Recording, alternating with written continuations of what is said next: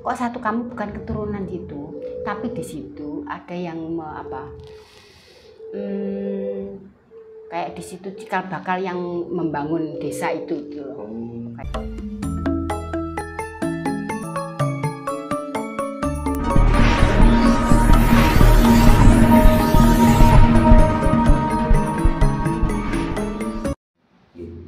Kita lanjutkan Budi terkait spiritual. Kadang anak kecil mungkin usia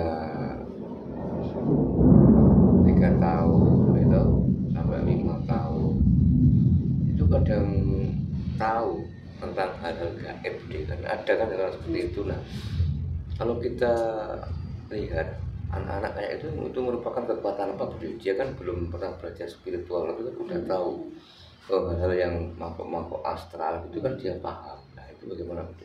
Oh, anak kecil itu kan belum balik gitu ya. Okay. Biasanya masih pikirannya kan masih polos. Ya itu biasanya taunya ya dasar-dasar. Kecuali anak yang kayak itu punya indera keenam itu ya. Okay. Itu ya bisa lihat.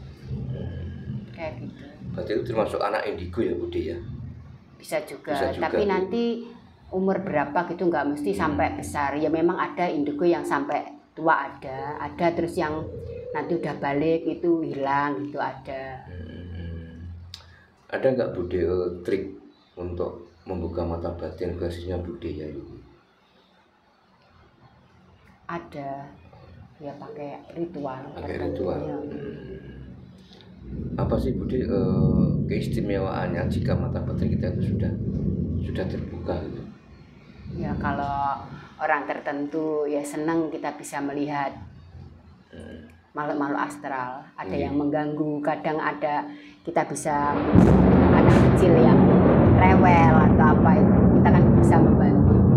Nah itu kan ada disiplin ilmunya, bisa dipelajari dan itu boleh dipakai membantu anak-anak yang rewel, kayak ada orang yang diikuti makhluk-makhluk gaib gitu. Ritualnya seperti apa, Budi? Kalau misalnya pengen tahu lah, pengen belajar gitu. Kalau di teman-teman kami yang satu ini ya, satu komunitas itu biasanya sobo punden. Ya nanti ada ritualnya sendiri. Ya nanti lain waktu dibahas. Sekedar garis besarnya itu pertama itu ya gitu, sobo punden sama keleluhur yang kita keramatkan. Dalam artian sobo punden itu kita ke makam leluhur kita sendiri atau leluhur orang-orang asing yang kita tidak kenal gitu. Contohnya kita kan banyak kan teman-teman itu kadang orang tuanya sendiri, kuburannya nggak tahu gitu. Mbah buyutnya nggak tahu, tapi beliau lebih condong ke orang lain yang nggak kita kenal. Apakah harus seperti itu, Budi? Enggak, ya pertama ya harus ke keluarga dulu. Habis itu yang tingkatannya yang dikeramatkan, kan di situ ada orang-orang tua dari mulut ke mulut nanti kan tahu. Yang dikeramatkan itu maksudnya. Di desa itu kan ada, setiap desa itu kan punya.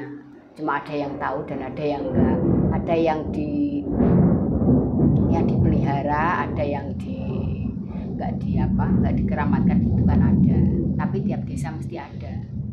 Itu namanya badanyang, kayak yang kayak di sini tuh ada di Watu Kenong belakang gitu. Terkait badanyang itu awalnya sosok manusia, apakah jin, apa bangsa lain, Budi, sebetulnya danyang itu? Danyang itu ya penunggu ya dulunya mungkin ya. Dulu itu manusia yang sakti itu cikal bakal daerah itu loh, Mas. Awal muasal di situ ada dibentuk kayak di sini tuh ada Watu Kenong. Nah, dia penunggu di situ.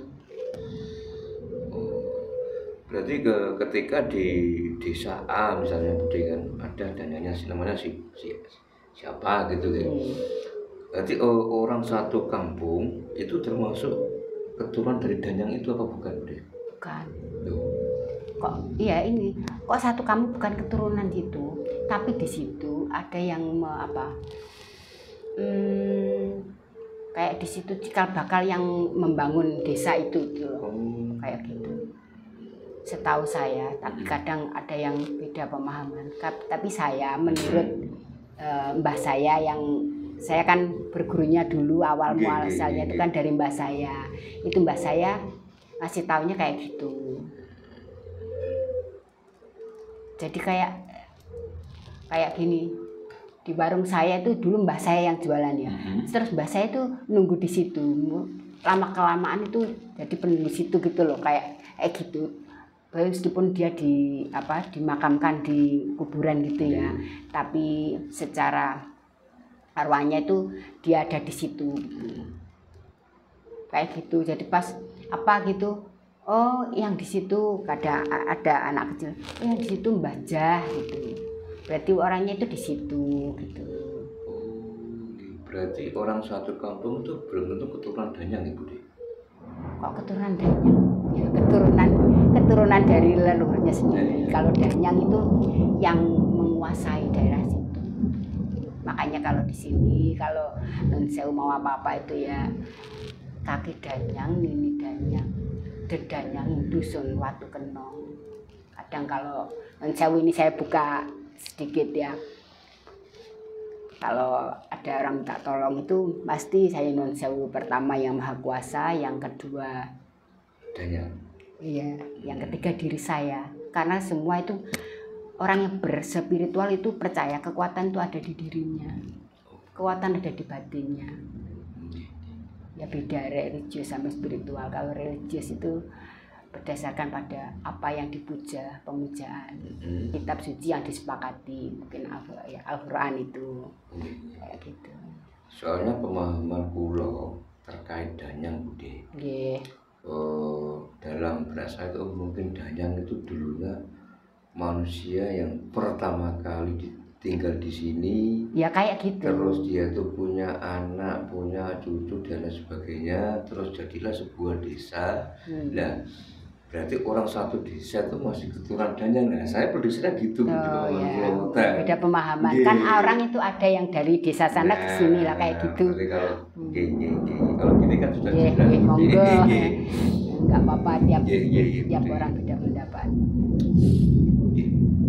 Nah, ini Bude, kita kembali ke mata batin tadi Bude. Kan sering kan orang itu pengen tahu ini, tahu itu. Nah, kadang direwangi belajar, direwangi bayar angket. Akhirnya ujung-ujungnya kan ketipu kan banyak. Tujuannya cuma satu, kepengen tahu hal yang istilahnya gaib lah. Sama sampai sekarang saya juga kadang ikut kelas sekedar pengen tahu, kadang mencocokkan apa yang sudah saya pelajari gitu ya. Saya juga ikut kelas biasa kalau di TikTok atau apa itu, saya juga ikut kelas sekedar pengen mencocokkan. Oh kayak ini berarti sama, berarti ini beda, yang pahaman sama, saya juga gitu. Tapi saya ambil garis bawahnya, oh yang ini yang sama kayak saya, ini yang saya pakai kayak gitu. Barangkali untuk membuka mata batin selain ritual, ada nggak mantranya Bude? Jadi intinya nggak usah ikut ritual, barangkali ada mantra, cukup mantra itu nggak bisa. Nggak bisa instan Mas, semua butuh proses. Orang sekolah aja mulai dari ini nggak bisa. Soalnya kan sering kita jumpai orang itu bisa membuka mata batin, wes gak usah ritual, cukup mantra iki dengan bayar sekian, itu kan banyak Bude kan begitu. Berarti intinya kalau orang pengen terbuka mata batin tetap harus ritual Bude gitu. Harus. Tanpa ritual nonsen. Dan itu juga ada pakarnya sendiri. Saya juga belum pernah, kalau buka mata batin saya sendiri bisa. Nah ini Bude mungkin perlu Bude Rahayu ini sedikit dijelaskan biar teman-teman ini tahu tentang pemahaman reinkarnasi gitu, manites, manetes, terus karma. Monggo Bude sedikit diulas terkait tentang ini Bude. Reinkarnasi itu setahu saya itu apa leluhur kita, perbuatan kita, diri kita itu lahir dari kita udah apa di kehidupan sebelumnya kita itu sudah ada. Nah sekarang itu kita di reinkarnasi gimana ya? Kayak gini loh. Kayak saya pernah kita kayak pernah menjalani apa itu, kayak gimana sih kalau menurut saya itu reinkarnasi itu lahirnya kita kembali setelah dulu kita pernah di kehidupan sebelumnya kita sudah pernah lahir, kita sudah berbuat apa, dan sekarang itu gimana? Kalau reinkarnasi itu kita hidup kembali di sebelumnya kita pernah hidup dan kita ya, dan kita ini dulu juga bukan kita yang sekarang. Dulu kita mungkin laki-laki, jadi kita sekarang ke perempuan. Dan gimana kalau penjelasannya yang ini ya, yang saya jelas itu yang apa tadi? Nitis itu, kalau nitis itu kita bisa merencanakan. Setahu saya yang kemarin itu ya ada seumpama kita hamil, terus aku pengen ini bapakku sakit. Terus ini biar ada yang kita nggak ikut orang lain, nggak nitis ke orang lain, kita tandai kayak apanya gitu ya. Jadi nanti kalau ada bayi yang lahir ada tanda di situ, oh berarti ini titisan dari bapak kayak gitu. Dan itu saya sudah membuktikan. Kemarin ada keponakan saya itu ya, kakaknya itu sakit. Lah itu kita sudah udah nggak ada harapan. Itu dicoba karena mungkin itu anak satu-satunya, mungkin dia berharap kehidupan sebelumnya ketemu anak itu lagi. Jadi anak itu ditandai sama pupunya, itu dikasih hitam-hitam itu. Ya itu doanya dikabulkan. Berapa tahun kemudian punya anak lagi. Jadi situ tohnya itu ada. Itu namanya mitis. Berarti beda sama reinkarnasi. Reinkarnasi bukan. Kalau